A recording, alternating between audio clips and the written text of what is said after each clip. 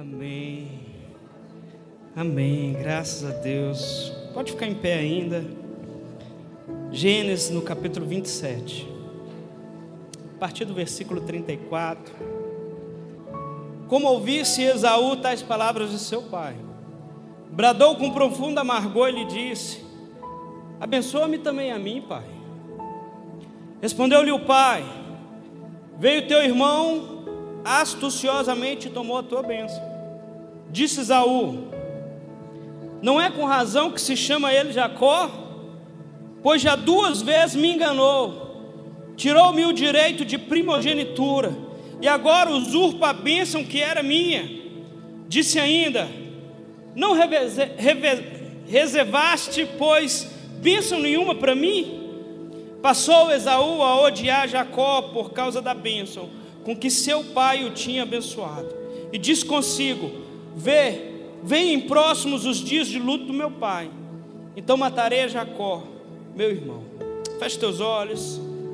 Senhor, nós reconhecemos a soberania do Senhor e a grandeza, reconhecemos a movimentação do Senhor em todo o tempo, e nessa noite nós queremos ser uma noite de posicionamento, uma noite profética, onde cada um ocupa o seu espaço, cada um ocupa aquilo que Deus estabeleceu para ele.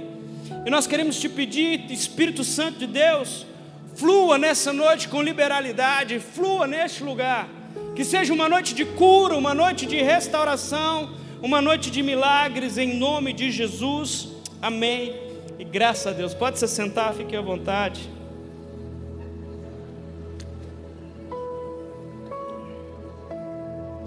Essa história é uma história que nós conhecemos bem, a história de Jacó e Esaú. É uma história lida por nós, nós estudamos essa história, já lemos, conhecemos a história, talvez de trás para frente, da frente para trás, mas hoje eu queria tentar acrescentar algo dentro dessa história, dentro desse conceito. A Bíblia fala que Esaú era o filho primogênito, Esaú era o filho mais velho, e como filho primogênito, diante da lei daquele tempo, ele tinha direito de 1/3 a mais da herança. Ele recebia 1/3 a mais da herança do que os outros irmãos. O primogênito recebia 1/3 a mais. O que acontece é que o irmão mais novo de Esaú, Jacó, muito astuto, muito esperto, por diversas vezes tentou tapear e de uma forma ou de outra conseguiu, por causa da sua esperteza, ganhar vantagem sobre a vida de Esaú. E quando nós olhamos para essa história, a gente vê um cenário onde Esaú, ele é tomado de uma grande ira após o seu irmão lhe passar a perna. Ele chega diante do pai e fala assim: pai, não sobrou nenhuma bênção para mim. É como se ele estivesse falando assim: pai, olha isso, olha aí, talvez sobrou mais uma bênção para mim, será que não tem nenhuma bênção para mim?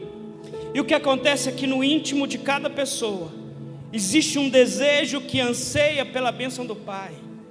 Dentro de cada um existe um desejo de ser abençoado pelo pai ou pelos pais. E nesse texto bíblico é muito claro isso. Esaú reconheceu essa importância de ser abençoado pelo seu pai, de receber a bênção do seu pai. E ele, diante daquela situação, de um lado para outro, fica: pai, tem alguma coisa aí? Será que tem algo que você possa me abençoar?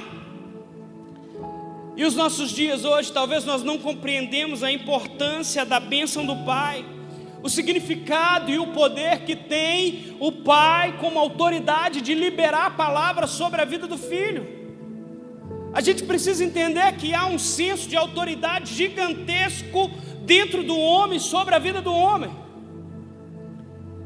E dentro desse contexto, é necessário que o homem pense antes de liberar palavras.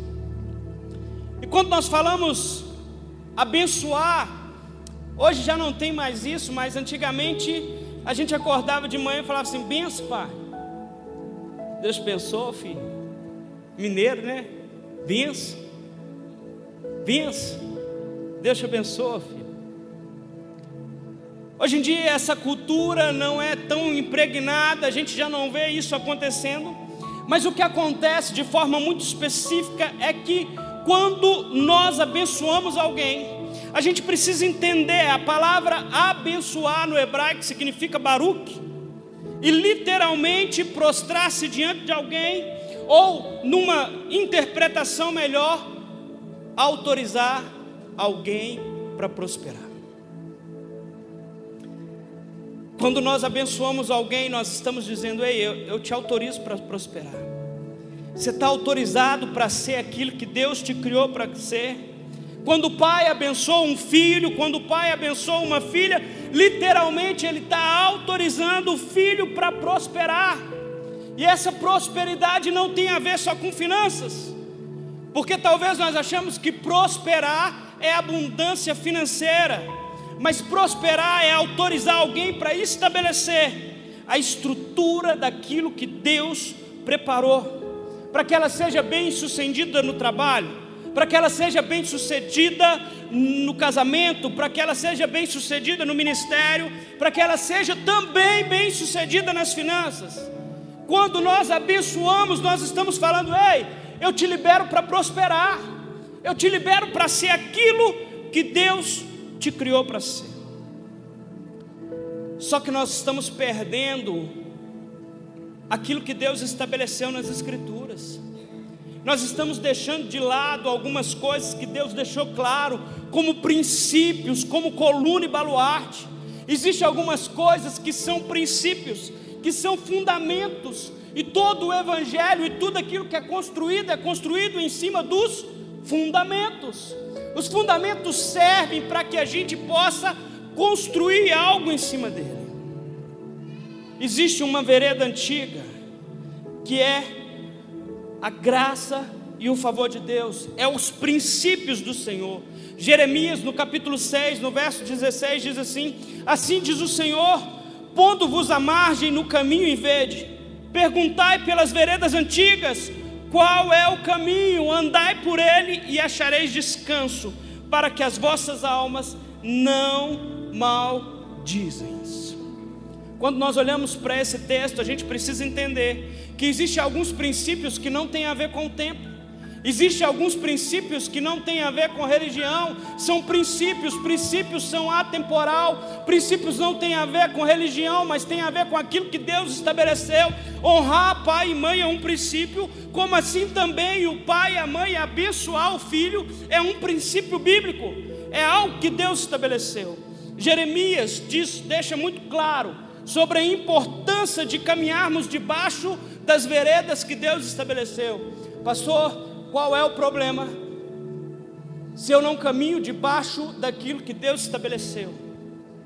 Como nós vemos hoje, homens que talvez cresceram em estrutura, cresceram fisicamente, mas ainda se comportam como criança.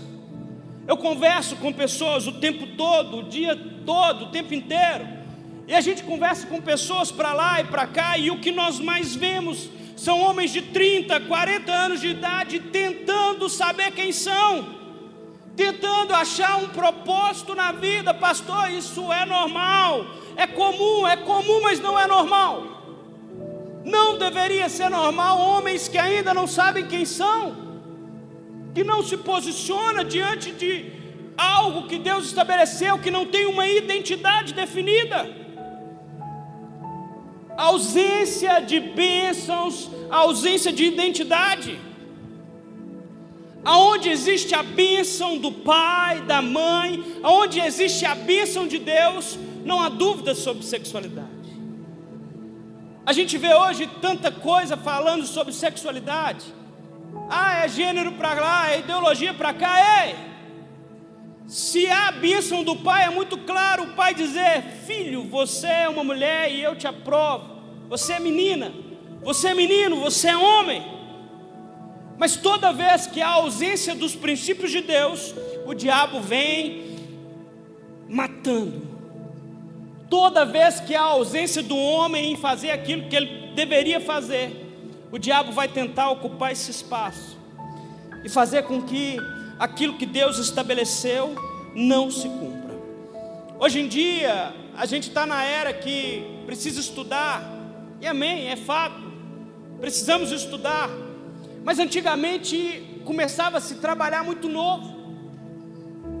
Com muito novo já começava a trabalhar, e não só começava a trabalhar, começava a ter responsabilidades dentro da casa, dentro do lar, dentro da família.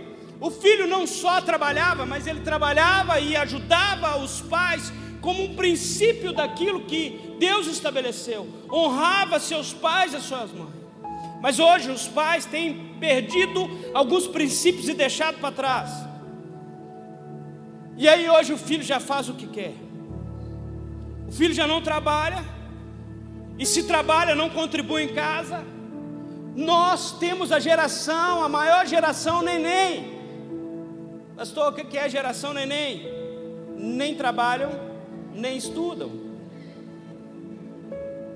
Uma geração que não se compromete com aquilo que Deus estabeleceu. E a gente vê essa deturpação de identidade, de propósito, uma sexualidade totalmente atrapalhada. Não há uma transmissão de identidade, não há uma transmissão de destino, e aí não há um rito de passagem. Quem aqui teve festa de 15 anos? Cadê as moças? Quem teve festa de 15 anos? Provavelmente vocês se lembram de cada detalhe, do dia, de tudo aquilo que aconteceu, porque foi um rito de passagem, foi algo que foi marcado, foi algo que foi estabelecido, um tempo, uma transição, algo para simbolizar: ei, você não é mais uma garotinha, mas agora você entrou numa nova fase da sua vida. Deveria ter um rito de transição para os meninos, para falar: ei, você não é mais um menino, você é um homem. Agora você precisa assumir compromissos, responsabilidades dentro da casa. Quando nós olhamos para a cultura judaica, a gente vê que lá tem um ritual que chama Bar Mitzvah. E nessa cerimônia o rapaz conta que ele lembra perfeitamente de tudo o que aconteceu, que naquele dia ele acordou cedo, a roupa que ele vestiu, porque foi um memorial, foi algo importante sobre a vida dele. E sabe qual é o resultado da bênção sobre a vida de alguém? O resultado de abençoar é uma importante.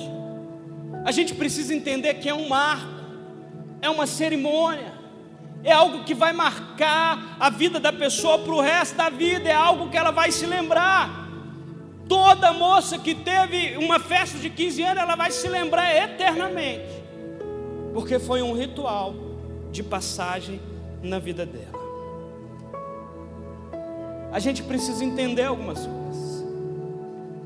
A gente vê homens que não sabem quem são, não tem uma identidade definida, não tem uma paternidade definida, e com isso não conseguem assumir responsabilidades diante da sociedade, diante da igreja, diante da família. Isso faz com que as pessoas percam o seu propósito e a sua identidade. Se eu perguntasse aqui, quem casou aqui teve cerimônia de casamento? Levante a mão. Mas o povo não faz cerimônia de casamento mais não, né? Se eu perguntar para alguém que casou e passou e teve uma cerimônia de casamento, e eu perguntar: como você sabe que você é casado? Primeiro pergunta: e aí, você é casado? Sou casado. E se eu perguntar: você tem certeza que você está casado? Ele vai falar: tenho. E aí, se eu continuar indagando por que você tem certeza que está casado, ele vai falar: pastor, teve uma cerimônia de casamento, teve uma festa, que eu gastei o que eu podia e o que eu não podia, mas houve uma cerimônia. E aí se eu perguntar, e aí, depois do casamento você apresentou aquela mulher como sua esposa, e virar para a esposa, e aí, depois do casamento você apresentou esse homem como seu marido? Sim. Em algum momento da sua vida você teve dúvida que você casou? Não. Porque houve uma cerimônia, houve um rito de passagem. Você pode até ter acordado num dia falando assim, que arrependimento de eu ter casado. Mas mesmo assim, você tem a convicção que você casou. É um rito de passagem, é um cerimonial. Nós não legitimamos os nossos filhos, nós não abençoamos os nossos filhos, pelo contrário, muitas das vezes nós estamos amaldiçoando os nossos filhos. Você não vai dar em nada, esse menino não sabe fazer nada, essa menina não fica quieto. É uma gritaria dentro de casa. Talvez não xinga palavrão, mas só fala, esse menino não dá sossego, é isso. Você não está abençoando seu filho. Você não está contribuindo para que ele cresça com uma identidade saudável. Gente, identidade não serve somente para mostrar quem eu sou, para me legitimar diante de algo. Identidade também serve para mostrar quem eu não sou. Identidade serve para dizer, ei, eu não sou isso que você está falando. Eu tenho uma identidade. E é uma consequência grave da ausência da bênção. Quando não tem alguém para legitimar, para abençoar o filho ele perde essa identidade, ele perde a consequência da bênção. É terrível sobre a vida de um filho. Quando nós olhamos para a história de Esaú e Jacó, Jacó foi lá, não era o primogênito, mas ele roubou a bênção de Jacó. Jacó prosperou de forma incrível. Onde Jacó ia, Jacó prosperava. Tudo que Jacó fazia, Jacó prosperava. E quando nós olhamos a história de Esaú, não foi da mesma forma. A importância do pai abençoar. Jacó passou por tantos problemas, por tantas dificuldades, mas ele estava debaixo da bênção do Senhor. O pai dele legitimou quem ele era, declarou que ele seria bem sucedido. E a ausência disso, uma sexualidade deturpada. Se eu não tenho um pai para me legitimar, então qualquer coisa que dizer serve. Posso ser menino? Posso ser menina? Eu não tenho uma sexualidade firmada, uma promiscuidade sexual. Preciso afirmar, eu não sei se eu sou um homem de verdade, e aí quer passar o rato nas meninas tudo. Não sabe ser um homem de verdade, acha que isso vai legitimar quem ele é. E vocês que estão aí, de olho nas meninas solteiras, pensando em outras coisas, nós estamos de olho em vocês. Nós estamos de olho em vocês. Umas moças que não têm uma identidade firmada, e aí quer buscar aceitação nos braços de outros homens. Querem ser afirmada, e para ser afirmada querem sensualizar, querem expor o corpo, porque eu sou aceito não pelo que faço, mas pelo que eu sou. Mas como eu não sei o que sou, então é melhor eu me legitimar pelo que eu faço. Filho que sabe que é, filho que sabe quem é, não faz para receber algo, mas recebe porque é. Recebe porque entende a graça e o favor sobre a vida dele. Os filhos com dependência emocional da mãe, não houve o rompimento, não houve a bênção do pai, não houve essa legitimação, você agora é um homem. Os meninos agora casam e ficam assim, ai, que saudade da minha mãe, senhor. Vou lá ver minha mãe hoje, senhor. Você tem que honrar seu pai e sua mãe, sim. Vai virar homem, gente. 30 anos, você mora com quem? Moro com minha mãe, senhor. Gracinha. Sua mãe que mora com você, não é você que mora com sua mãe, não, firma. Não, minha mãe mora comigo, não é eu moro com minha mãe, não. Ué. Cresceu, você tem que se sustentar, 30 anos, sua mãe ainda está bancando a casa.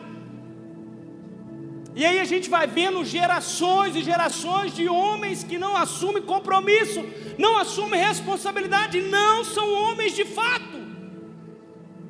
Mas está lá doidinho para arrumar uma namorada, para fazer aquelas coisinhas.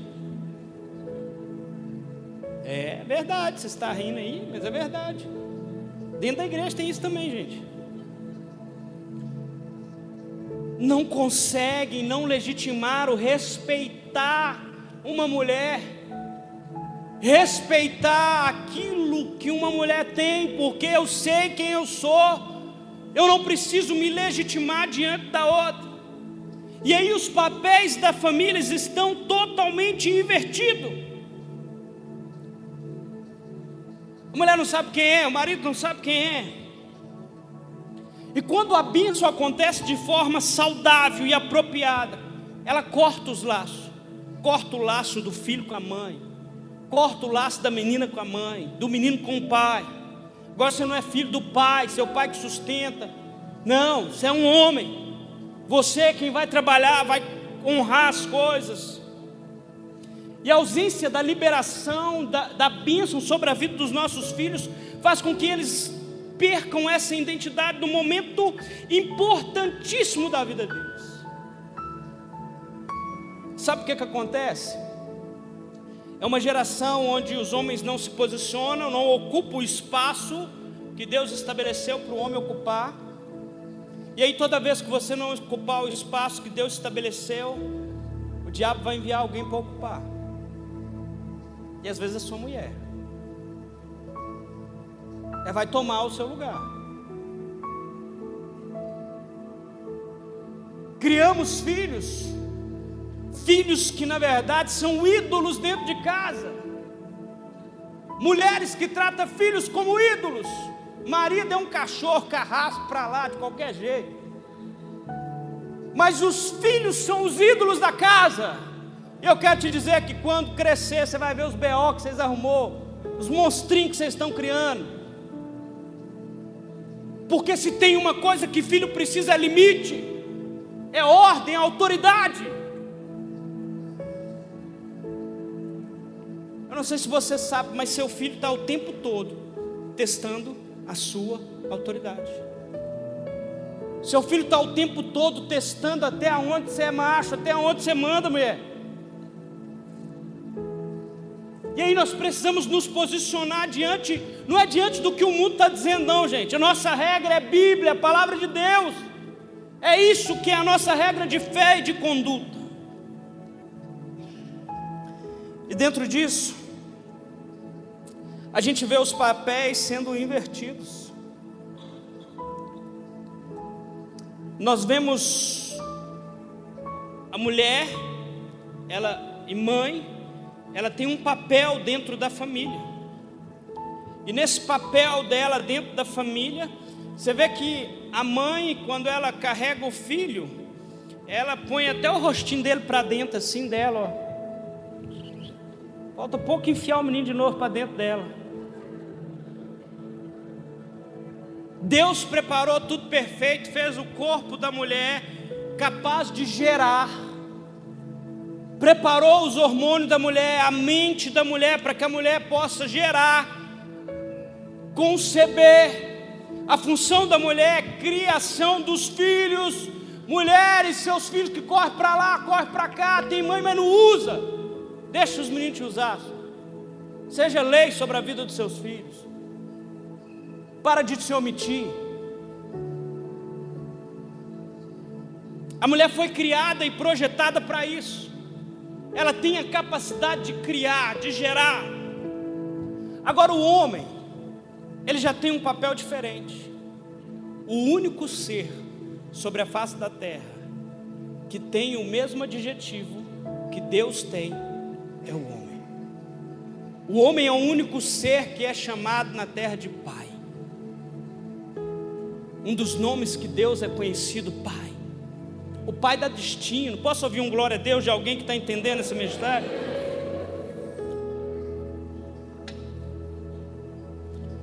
O Pai dá destino. O Pai confirma a identidade do sexo do filho. Como assim, pastor? Eu não sei se você sabe, mas quem decide se é homem ou se é mulher é os cromossomos do homem. A mulher é aquela que recebe a semente, mas o pai é aquele que dá destino. Então antes do seu filho nascer, você já deu destino para ele. Você já decidiu se era menino ou menina. Está entendendo? Os homens estão entendendo? O pai libera destino, Deus libera destino. Antes mesmo do seu filho nascer, você já declarou o destino dele. Você já liberou. Vai ser homem, por meio da genética, daquilo que Deus colocou em você. O sêmen do pai determina o sexo. Agora, a mãe já segura assim, né, o menino para dentro, ou tá forçando o menino no peito, quase sufocando o bichinho, gente, ou tá com o rostinho dele aqui. Agora o homem não. O homem que é homem, ele pega o menino, já é.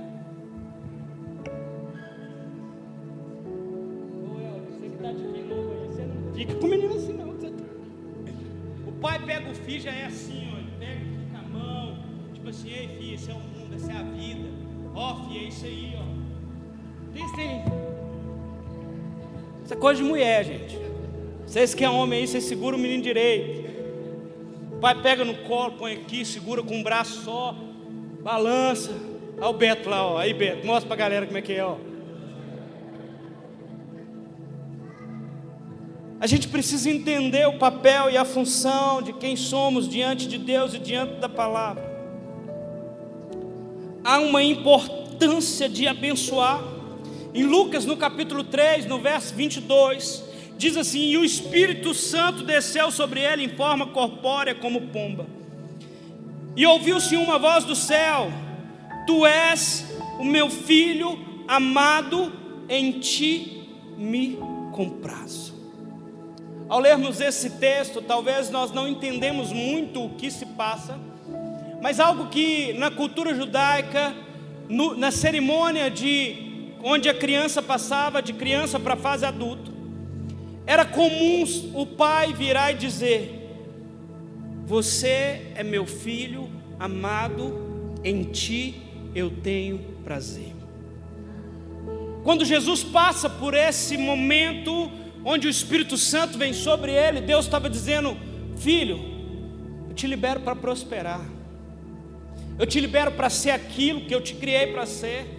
Quando nós vemos a história de Jesus, Jesus fazia milagres, Jesus movimentava, mas após esse evento específico, o ministério de Jesus vira outro.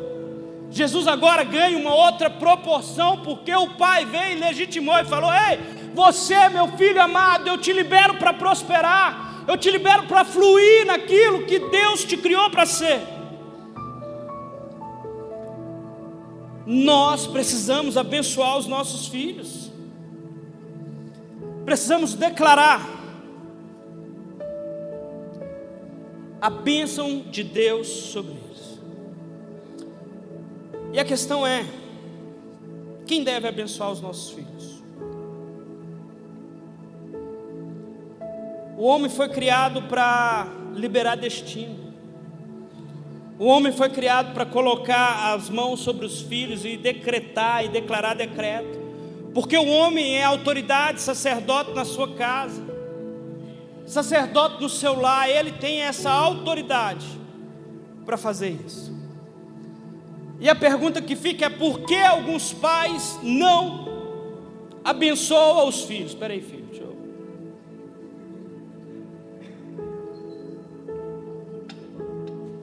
Por que alguns pais não abençoam os filhos?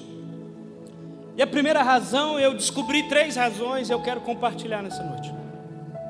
A primeira razão é bem simples: por ignorância, por não entenderem a importância que é, por nunca ninguém ter falado com eles, por nunca ter ouvido talvez falar, talvez esse assunto que eu estou pregando aqui nessa noite é algo novo para você.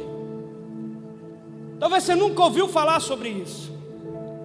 Então a primeira razão é por ignorância.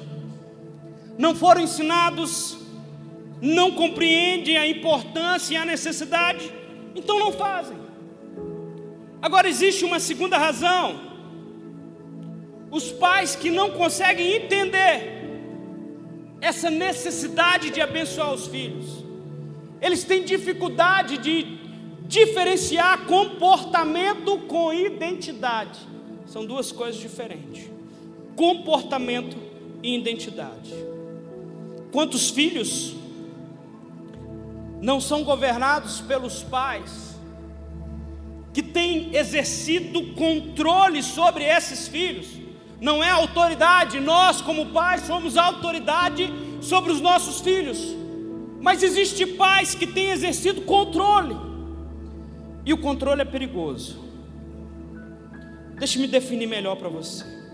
Controle é usar o poder manipulativo da alma para forçar, ameaçar e intimidar outras pessoas a fazerem a sua vontade. Ei, pai, permita que seu filho exista. Ei, mãe, permita que seu filho exista.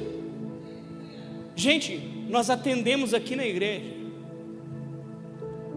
filhos que são totalmente controlados pelos pais, que pais e mães não deixam os meninos existir, os meninos não têm direito de escolha, filhos que não podem exercer opinião porque são controlados pelo pai.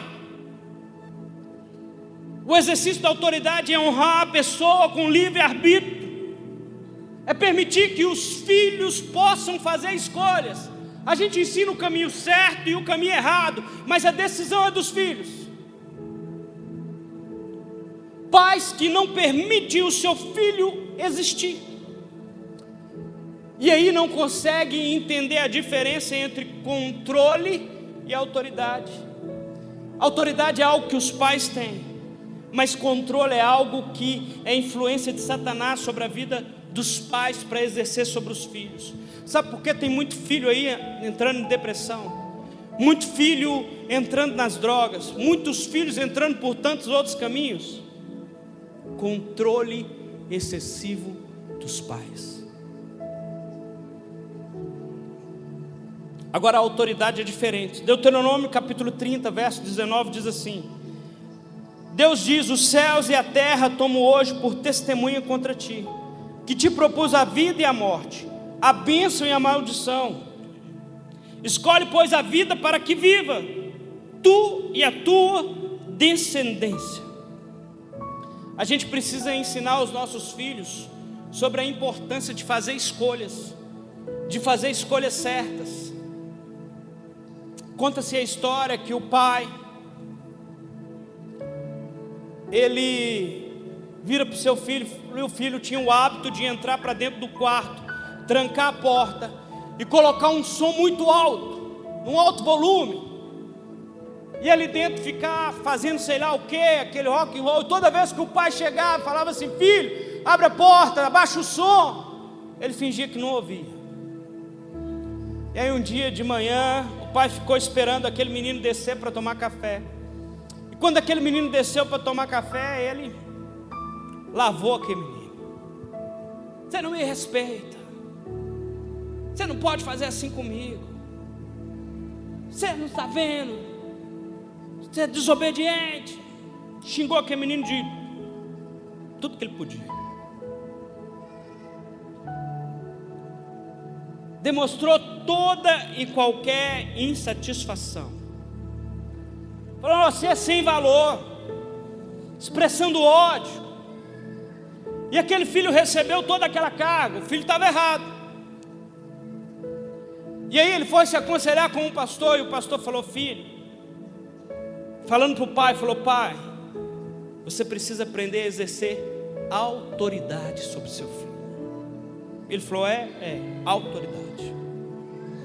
Ele chegou em casa, chamou o filho, falou: filho, aqui em casa tem regra, aqui em casa tem homem. Então de hoje em diante você pode fazer assim, assim e assim. Mas se você não fizer assim, fizer de outra forma, não é um bom caminho para você, filho. O filho escutou. E sabe o que o filho fez? Subiu para testar a autoridade do pai. Entrou para o quarto, fechou a porta, ligou o som bem alto. E aí, no final, no outro dia, o filho chega de manhã para tomar café. E o pai conversa com o filho como se nada tivesse acontecido. E aí, meu filho, o que você vai arrumar hoje? Não, pai, vou para a aula, depois da aula vou para o futebol. Beleza. O filho saiu, tudo bem. Chegou à tarde, o filho chegou, subiu para o quarto dele, voltou, pai! Falei, o que foi? Pai, meu quarto está faltando uma porta. Ele falou, uai, filho, eu te falei. Se você respeitar a minha autoridade, você vai viver debaixo das bênçãos que eu estabeleci. Mas se você não aceitar o caminho que eu estou te direcionando, você vai viver debaixo das consequências de ir contra aquilo que eu estabeleci. A gente precisa aprender a tratar os nossos filhos. Talvez as atitudes do nosso filho estão simplesmente querendo chamar a atenção para nós, querendo dizer, ei, eu preciso de mais atenção, eu preciso que você gaste tempo comigo. Ei, pai, gaste tempo com seu filho. Talvez o que o filho está dizendo, eu preciso da atenção dos meus pais. E uma terceira razão, e a última razão, dos pais não conseguirem abençoar os filhos, é porque eles próprios nunca foram abençoados. Se sentem incapazes de dar algo que nunca receberam. Nunca fizeram por mim, nunca me abençoaram, nunca me ensinaram. Ninguém nunca me ensinou, gente, que ser homem não tinha nada a ver com sexualidade. Aos 17 anos eu fui pai, eu e minha esposa, porque eu achei que para confirmar a minha sexualidade, quem eu sou, a minha identidade era por meio da sexualidade. E aí, se ninguém nunca nos ensinou como deve ser feito, como deve fazer, talvez nós temos grande chance de fazer o mesmo com a nossa geração. Nós temos a capacidade de estragar a próxima geração, porque não permitimos que Deus estabelecesse os princípios dele sobre nós.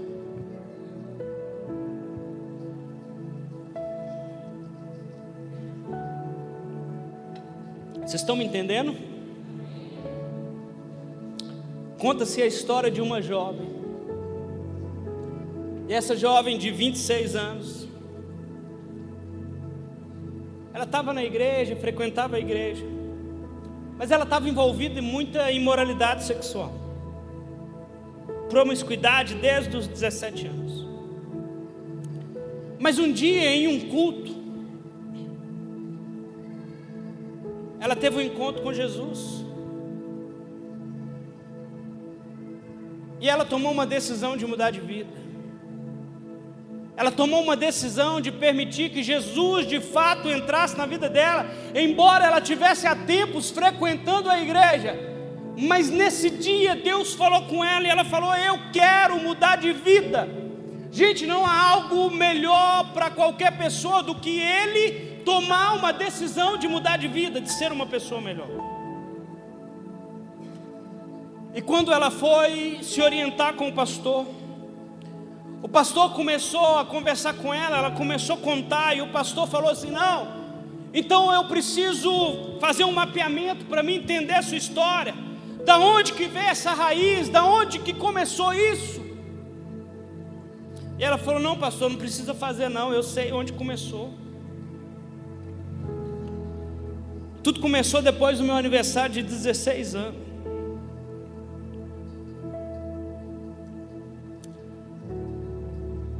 Na noite de 16 anos, passei horas e horas me arrumando, porque eu recebi um convite para sair com o rapaz. E eu queria estar perfeita. E mais ou menos meia hora antes desse jovem chegar, pastor, eu fui para a sala onde meu pai estava lendo o jornal. Eu precisava da afirmação de que eu estava bonita, e de que agora eu não era mais uma garotinha. E eu cheguei à sala e perguntei: pai, como eu estou? E ele disse: bem. Eu disse: pai, você acha que ele vai gostar? Novamente, sem tirar os olhos do jornal, ele murmurou alguma coisa. E ela perguntou: pai, você quer conhecer ele? E ele falou: não, pode ir. Passou um tempo, a campainha tocou, ela saiu. E ela conta que naquela noite ela precisava desesperadamente do amor e da aprovação do seu pai, para que ela pudesse ter segurança, para que ela pudesse ser legitimada. Ela precisava de que o pai legitimasse ela. E ela conta que quando ela percebeu que ela não encontraria isso no seu pai, ela fala que ela fechou o coração. E ela foi atrás de outros homens para obter a afirmação quanto à feminilidade dela. Que naquela noite, ao fechar a porta da casa, ela também fechou a porta do seu coração para o seu pai, fechou a porta do seu coração para aquele momento. E ela disse no seu coração: se ele não me dá atenção, eu preciso achar alguém que me dê atenção. Quantas moças não estão buscando aprovação no colo de homens, porque nunca foram legitimadas pelos pais? Quantos rapazes aí não estão querendo fazer sexo com diversas moças, para tentar mostrar que são homens, mas isso não faz de ninguém homem. Estão buscando aprovação aonde não devem. Estão querendo provar algo pelos frutos e não pela raiz. Não conseguem reconhecer quem são. E o pastor então falou: já que você sabe, eu queria conversar com seu pai, eu queria bater um papo com ele, eu queria entender. Você permite? Ela falou: permito, eu quero resolver, eu quero fluir, eu quero romper. E aí, o pastor chamou o pai. E ele falou: conta para o seu pai o que aconteceu. E ela contou. E aí falou assim: olha, talvez você não se lembre, mas era a primeira vez que eu iria sair. Naquela noite contou tudo o que aconteceu. E naquele ponto o pai interrompeu e começou a relembrar dos detalhes. Falou: olha, você estava com tal roupa. E o pastor, surpreso, perguntou: se você se lembra daquela noite de forma detalhada, por que você não deu à sua filha a bênção que ela tanto ansiava? Aquele pai começou a chorar. E ele virou para sua filha e ele disse: querida, a razão pelo qual eu não lhe dei o que você precisava não foi que eu não te amava, ou por não saber da importância daquilo que aquela noite representava para você. Sabe, eu nunca recebi de um pai uma confirmação da minha masculinidade. Como consequência, naquela noite, eu era apenas um garotinho, assustado, com a incumbência que só um homem poderia realizar naquele momento. Eu estava acostumado a embalar você no colo, colocar você no berço. Eu estava acostumado a me lidar com a minha garotinha, minha menininha. Mas com a mulher, eu não sabia lidar. Porque menino trata com menino e homem trata com adulto. Era necessário um homem naquele momento para abençoar a filha. E ele fala: eu não queria que você visse que eu era um garotinho assustado, por isso me escondi atrás daquele jornal.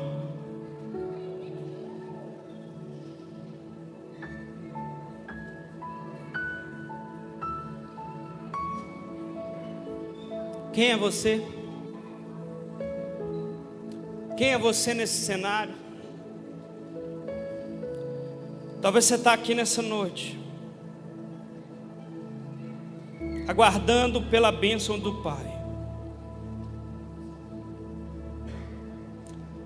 Há 100 anos atrás, os pais preparavam seus filhos para descobrirem o seu chamado e cumprirem o seu destino.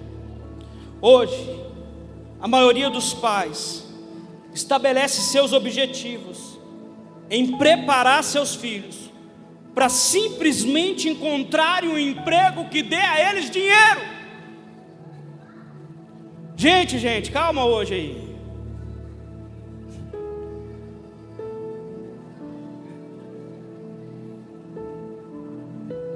Hoje em dia a gente está querendo que os nossos filhos, a gente acha que o máximo que nós podemos oferecer para os nossos filhos é a capacidade de fazer com que eles ganhem dinheiro. Coloque sobre os seus pés.